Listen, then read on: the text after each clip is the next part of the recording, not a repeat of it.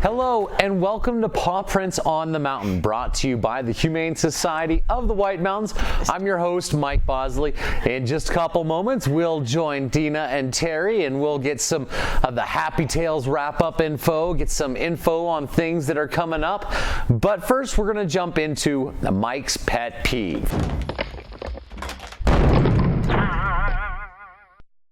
Now, Mike's Pet Peeve is the opinion of me and not the opinion of the Humane Society nor the board necessarily. That's my disclaimer. So, we've had record-breaking heats this summer. Now, if we listened to Al Gore back in 1998, we'd all be dead, according to him, due to global warming. Now, the year 2020, we may be all dead due to political warming, but nothing in the global warming scene. Now, that being said, the other day, I happened to notice a gentleman walking down the middle of a residential road with his dog on the leash, and this was the middle of the day. He was wearing a nice pair of shorts and some sandals or flip-flops, and the dog next to him looked like he was dying. In the history of mankind, there have been three categories of people that firewalk. A, somebody that works at a Hawaiian resort. Second of all, somebody that's gone to a bad self-motivation yoga retreat. And third of all, somebody who's had just a little too much liquid courage. In that list was not your pet. If it is too hot for you to walk on that cement with bare feet, please do not make your dog walk on it. During these hot summer months, maybe a walk earlier in the morning or later in the evening when the cement has had time to cool. I checked with a radar thermometer and it was upwards of 130 degrees on the asphalt in the middle of the day. So please, please, be careful, be mindful of your pets, and always, of course, let's take care of each other. And hi, guys, that was it. Hi. How are you today? We're good. How are you? We're wonderful. You two have got your hands full. Holy goodness. Hi, meet Faith. Yes. Hi, Faith. And so Faith has got a lot of energy going on right now. She does right now because she has been cared for. So Faith came in to us, and if you follow us on our Facebook, which is Humane Society of the White Mountains, you will see her whole head was gashed open all the way down to the skull. Right. And so she has stitches, and so she has been on antibiotics and pain medicine. Her eyes were swollen and everything, and she was in pretty bad shape. And our doctor looked her over the next morning immediately because we got her at night. And she told us how to treat her for the night. We did that. And then she put stitches in the next morning. And you know what? First, I really want to mention that we did put her on Facebook, and we've had a lot of donations to help with her care, which we appreciate. Wow. She is still on antibiotics from infection and stuff, you know, working through it to make sure it doesn't settle into her. And but as you can see, she's getting better. And that's what I wanted everyone to see. Because of the donations and the care that we give them, she's getting better.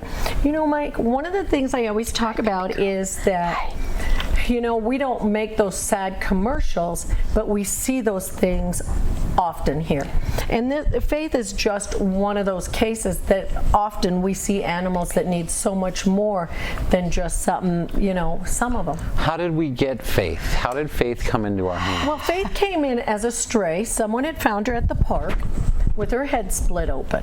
As a stray, someone just, so This is at the least story we were told. at least someone had the smarts to bring her right to the Humane Society. Absolutely, absolutely. We waited that night to get her because, you know, when they said there's a puppy here at Woodland Lake, her head split open, she's bleeding, we knew we needed to make sure we were there for her when she got there. Here, baby. So Here, baby. That's great. Well, thank you to the citizen that helped find, and it looks like she is got a little bit of an appetite.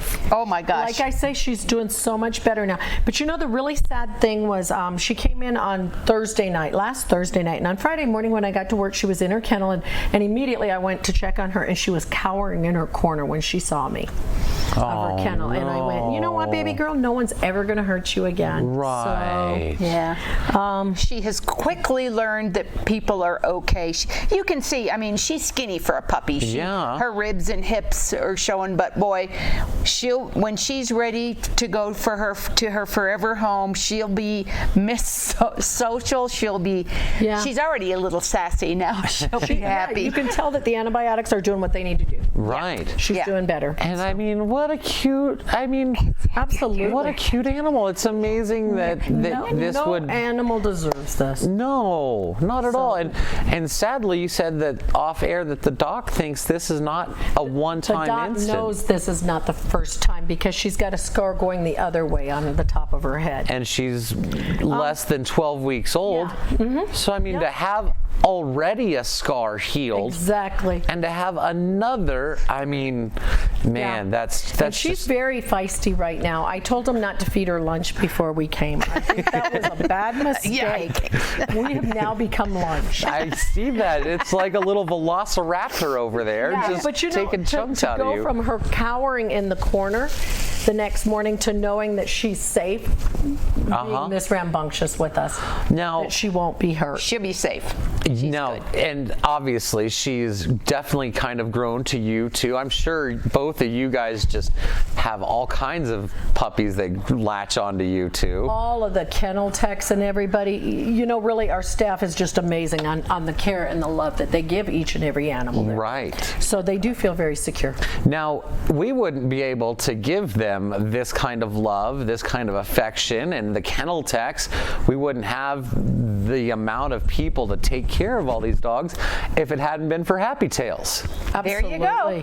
And that's where our chair, Terry Bankert, comes in. So do you have enough time to kind of give us a wrap up, or are your hands too full? No, I can still talk. Hands are still full, but it was an amazing, incredible day full of love. Now, this was your first year chairing. Yes, sir. Yes, sir. Being the full chair, Being the full chair. Yeah. So it was all in your court. Everyone that I talked to had a blast. What are your thoughts on it? You know, and thank you for acknowledging me, but it took 123 volunteers. Very true. And about 1,500 guests to do this. It was not just Terry. So we had, you know, the rain gods smiled upon us. Yes, they did. It was beautiful to the point where some people said, oh, if only it could be a little cooler. So, yeah. It's always greener on the other side of the fence. It's always greener on the other side.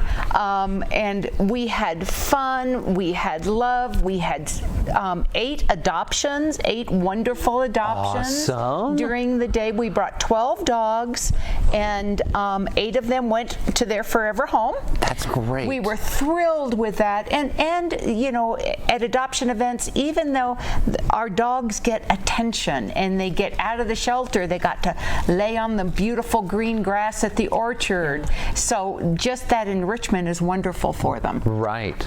We had so many people. We had people from New Mexico, from Colorado, obviously from the White Mountains, from all over Arizona. We had some of our partner rescue groups that came to see how we do this. Wow. So it was really exciting to see that. Pass that knowledge along. Yes, exactly. Exactly. And we just, the donations, the amount of donations was, you know, we just really want to take a second here before you go any farther, Terry, to thank all of our donors. You know, these businesses, and we believe that hopefully everyone that was there reads our program, read what comes out in the paper as our thank you, and please support the businesses that support us, you know, because without them, we can't do this. Well, exactly. There was amazing donations, the kayaks, the motorcycle, the 4-wheel golf cart. I mean, it goes on and on. The amount of donations that came in is unreal. Yes, it is. Mike, we had 885 single donations. Wow. Isn't that incredible? That is incredible. How did you organize that all?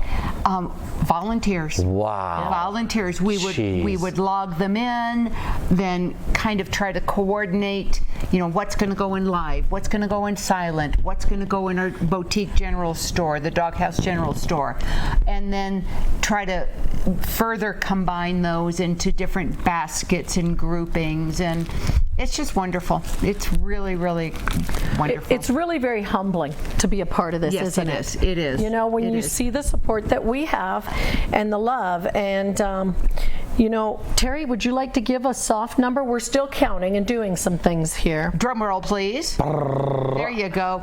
Right now, and that's a soft number, we still have money coming in, is $137,000. That is wonderful. In 6 hours. We did this in 6 hours. Well, it took, as you said, hundreds of man hours. Absolutely. As well, on and off of that day. Absolutely. And as big as that sounds, now I'm going to be the Debbie Downer. Okay. It cost us $1,969 a day so far this year, every day, to keep our organization open.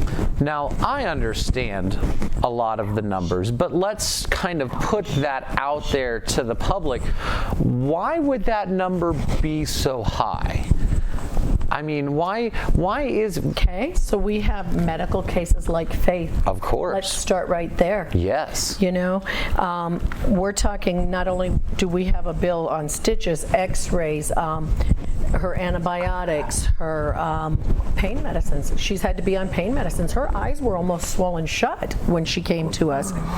So that's one case. Every animal, when they come into us, immediately starts with vaccinations. And those aren't free. Those aren't free. Every animal will get any medical they need, like Faith. Some need more medical than others.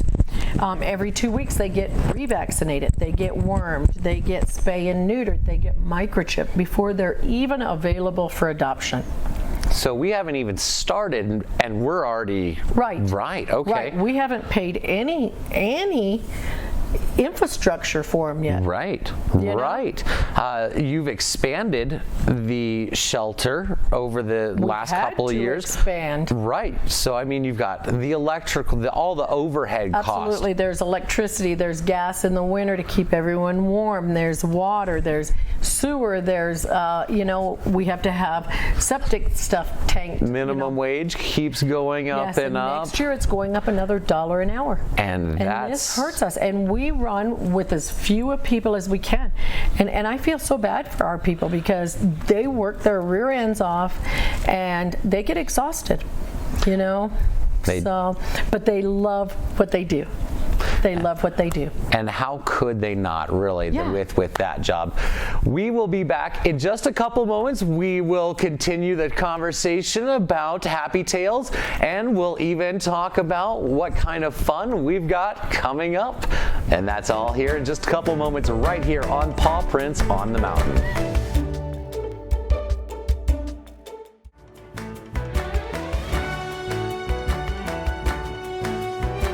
And welcome back to Paw Prints on the Mountain, brought to you by the Humane Society of the White Mountains.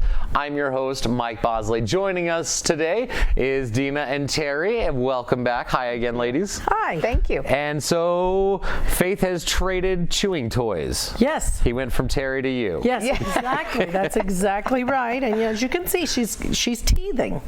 Yes. One of the reasons people with little kids should not get puppies. Yes. Holy goodness, she just almost took a, wow. She did take a chunk. Okay. Yeah, it sounded like it. It did sound like it. Just sit right here and be good, please. So all in all, you would say that Happy Tales was a great success this year. An outstanding success. And yes. I noticed, how do you get so many people? Usually there's not a lot going on that day, but there was still a lot going on. But yet we packed that house for the entire time. Yes. I mean, I know it's really good food there at Charlie Clark's, but... And it's a really good reason.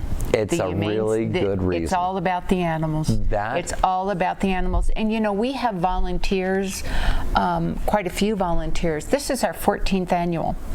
And Michelle Carter, Mark Sterling have been part of it. Diana Matt Bulisek, Chrissy Elmore.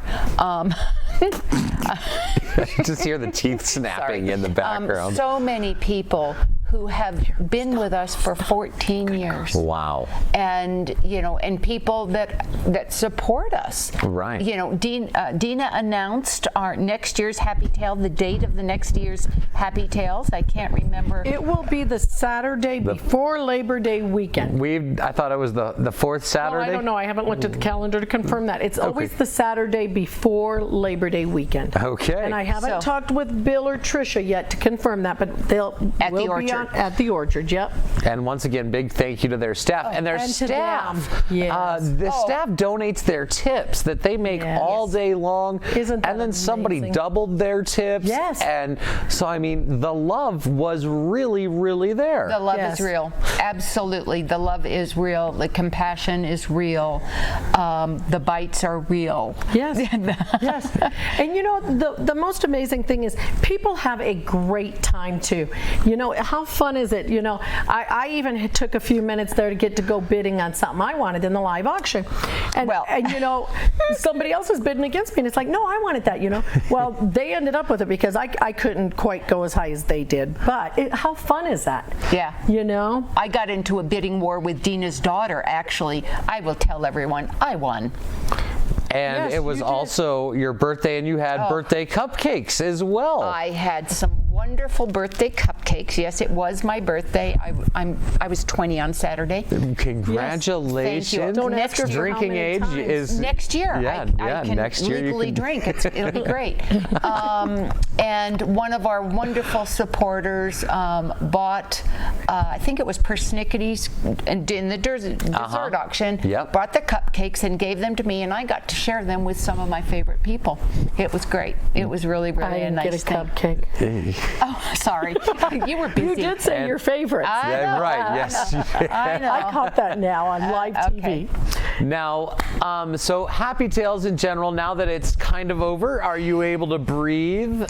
We are working on it. Yes. Working on breathing, or working you're on already breathing. started? We're doing the wrap up. You know, we're going to have a meeting with the leads of the different areas tomorrow, kind of a debriefing. You know, what can we, it was great this year. What can we do better next year? What Right. can we, how can we work more smarter, not harder?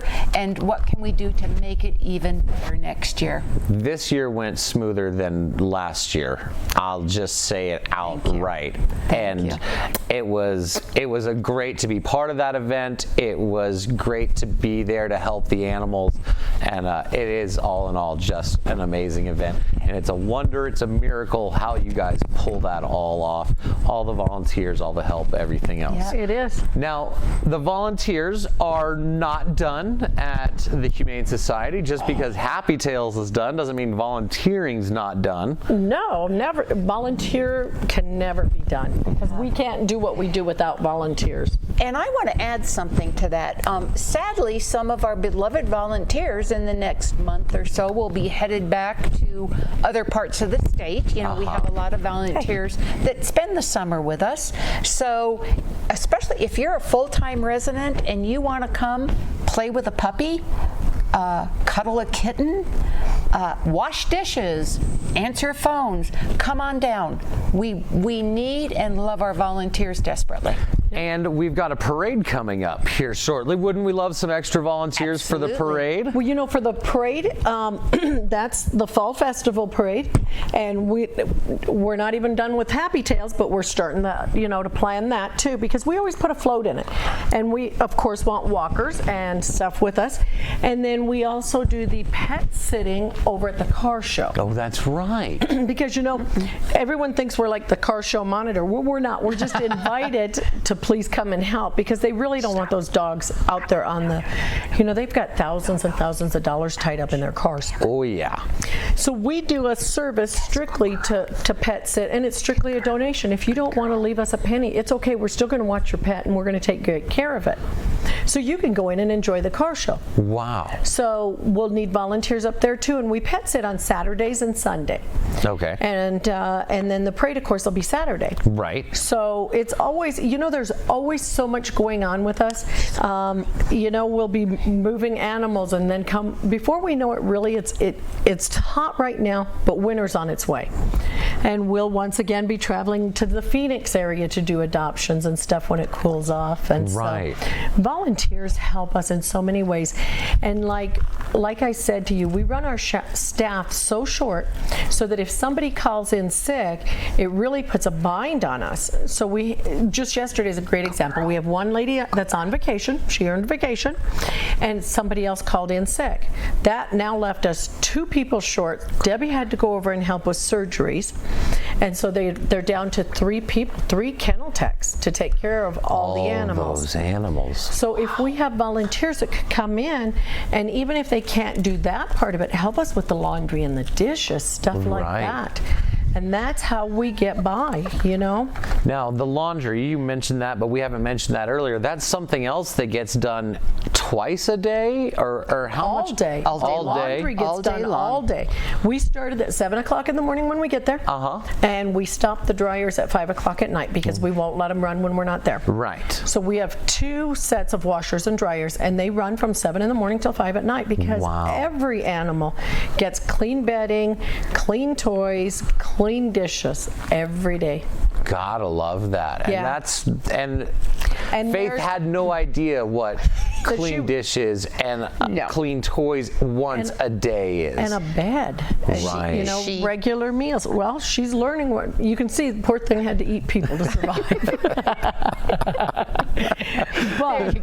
But in all seriousness, that's another expense to us. The laundry soap, the bleach, because bleach is on everything to control disease. Of course.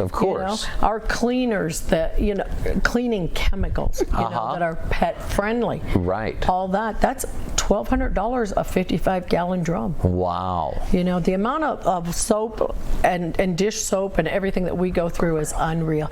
We are fortunate and normally get a year's supply of dry dog food. Oh, that's nice. And then we buy the canned. And earlier in the year, oh my gosh, that was so cool. We needed some canned food, and I said, Deb, let's just go ahead and post it on Facebook and see what we get. What a great community. We have so much canned food, we still have not had to buy any. That's great. Yeah. And our animals are very pampered. Every one of them get canned food in the morning with their dry food. And yes, I definitely don't pamper my little spoiled brats that well. So, living it up there at the shelter. Awesome. Yeah. Great job. What else? So is there anything going on at the doghouse? You know what? The doghouse thrift shop is our everyday fundraiser. Right. And so, he's got some amazing sales going on over there. Every Friday he starts a new sale. That's okay. I'll put that on my calendar. Follow us on Facebook, because sometimes during the week he goes, hey, we got a lot of this. Let's put it on sale today. So definitely watch our Facebook, which is the Doghouse Thrift Shop. And so every week he's got different things going on. And we are open Monday through Saturdays from 10 to 5.